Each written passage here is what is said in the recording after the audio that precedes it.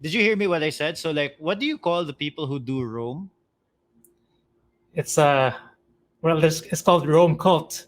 It's like a The Rome cult, cult. but yeah. So it's like a tongue-in-cheek play on fanaticism because it's like because people who use it um, tend to be fanatical about it, but you just like say it tongue-in-cheek, so it's like it's acceptable to be a fan these days only in that ironic way.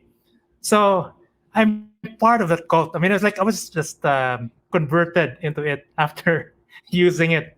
So Um, so for people who have no idea what it is, can you give an explainer? okay, um, so this is what like it's difficult to describe, but I'll just tell you like how.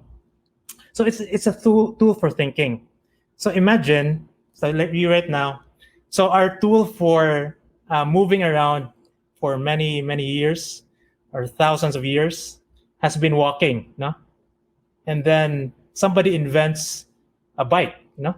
So how do you like a bike is new, and how do you explain to someone what a bike is? It's like it's like you're walking but you're faster. You're using this machine, no?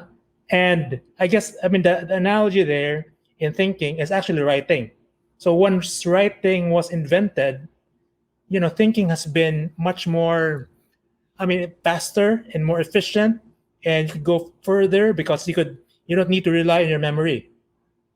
And then once the car was invented, so imagine like someone who's biking is like, hey, there's this new kind of bike. It has four wheels and you don't have even to pedal.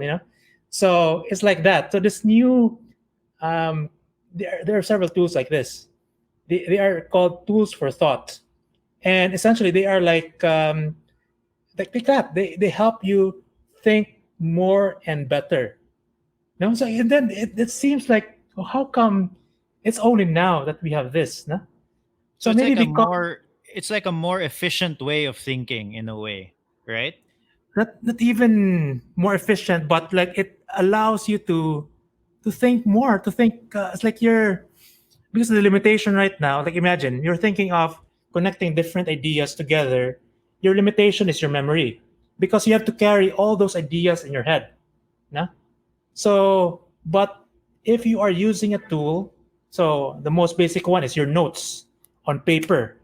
So you're using that to think because you have this idea in the past, you have this idea 1 year ago, and you're connecting them. You come up with something new, or creating a book is like that. Your past self, your present self, your future self are collaborating to create a work of writing, or anything for that matter. Like that takes long term. It's like that.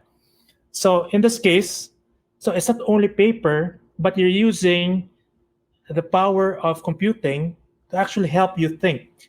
So I think that's the way to describe it to someone, like for instance, who has never seen a a like a car before.